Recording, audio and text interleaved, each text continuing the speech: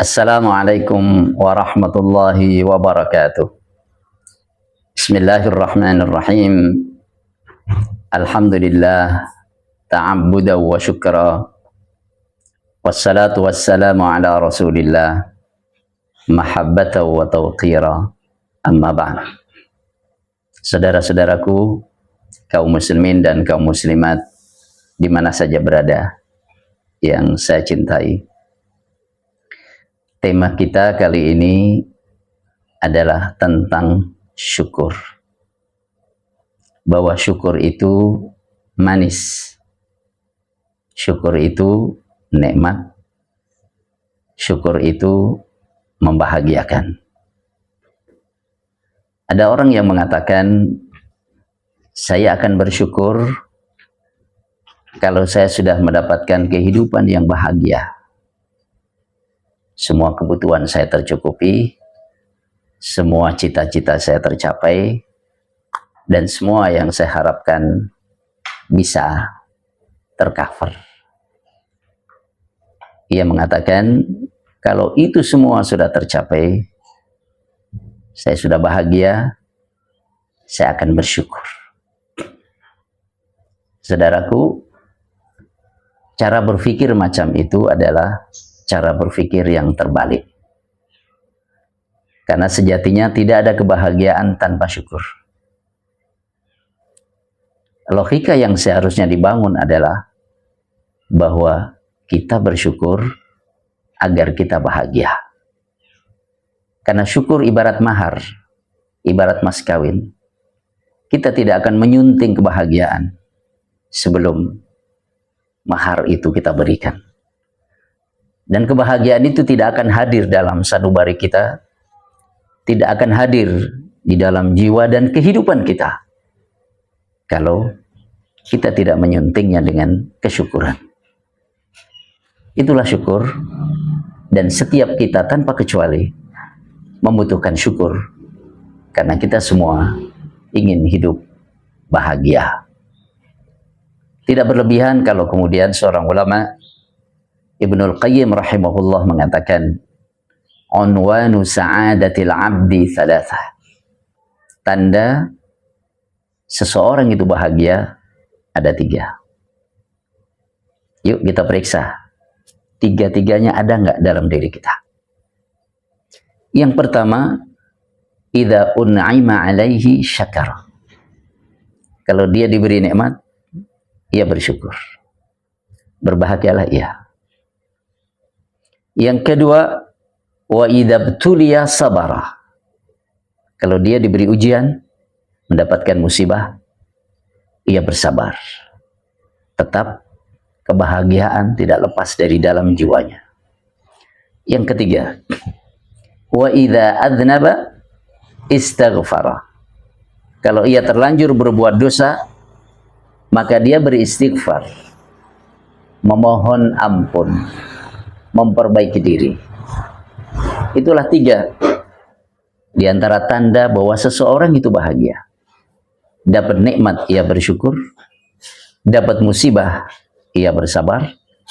Dan terlanjur berbuat dosa, ia tidak ingin dikejar-kejar oleh dosa. Ia tidak ingin kemudian merasa terasing dengan Allah, terasing dengan orang-orang saleh. Maka ia segera beristighfar, memohon ampun kepada Allah Subhanahu wa ta'ala. Jadi, kalau kita pandai bersyukur, kalau kita pandai bersabar, dan kalau kita senantiasa hidup dalam zona istighfar, mau perbanyak mohon ampun kepada Allah Subhanahu wa ta'ala, pantaslah kita disebut termasuk orang-orang yang bersabar, termasuk orang-orang yang bahagia, maksud saya. Saudara-saudaraku kaum muslimin dan kaum muslimat yang saya harapkan, terlebih bahwa syukur itu kedudukan yang begitu mulia. Dan syukur itu adalah akhlak dan sifat orang-orang pilihan. Nabi SAW pernah beliau menunaikan salat malam sampai kedua kakinya bengkak. Saking lamanya, beliau berdiri lama dalam bacaannya.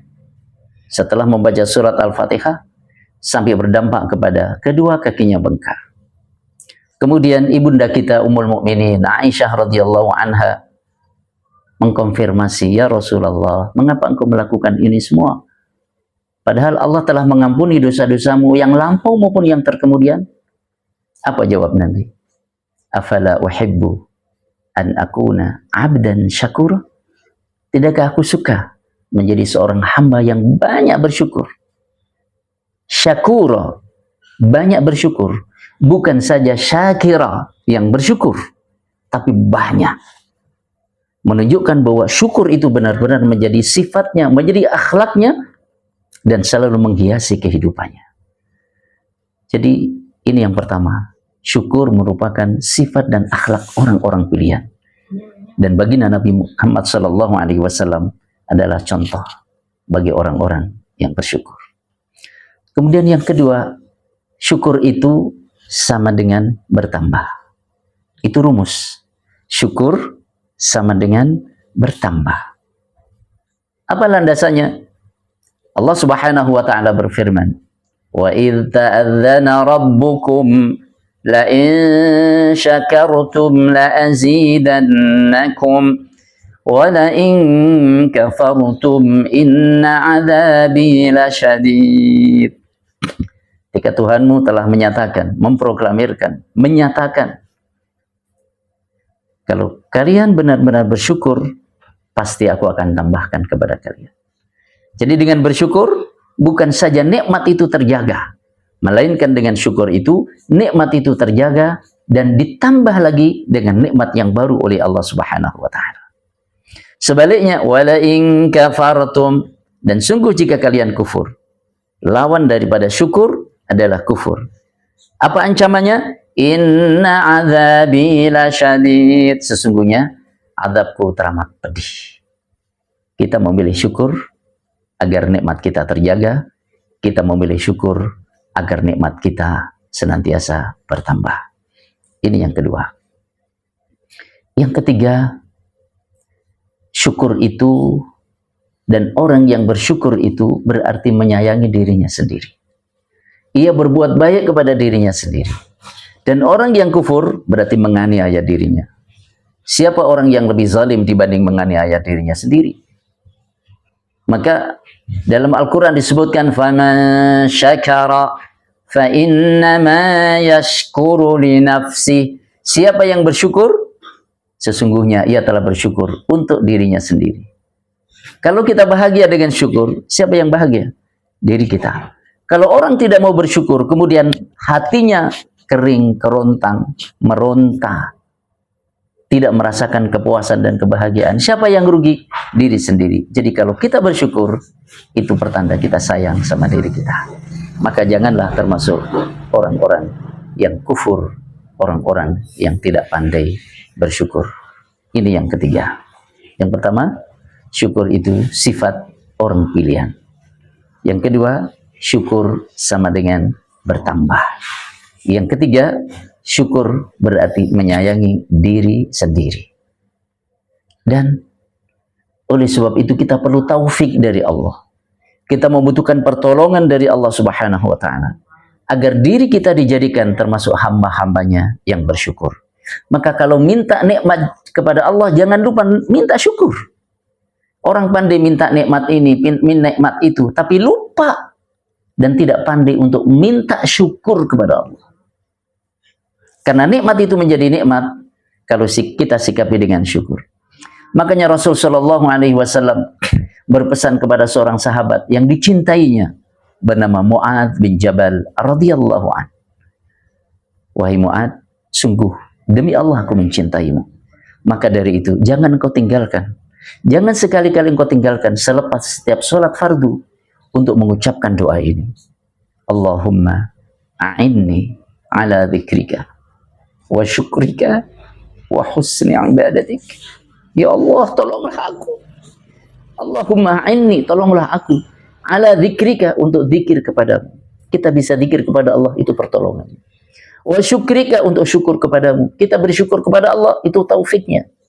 Wa husni ibadatik, dan beribadah dengan baik kepadamu. Kita beribadah dengan baik kepada Allah. Itu taufik dari Allah Subhanahu wa ta'ala. Semoga kita semua tanpa kecuali saudara, saya, kita semuanya termasuk orang-orang yang pandai bersyukur, orang-orang yang bahagia. Amin ya rabbal alamin. Terima kasih, sampai jumpa. Assalamualaikum warahmatullahi wabarakatuh.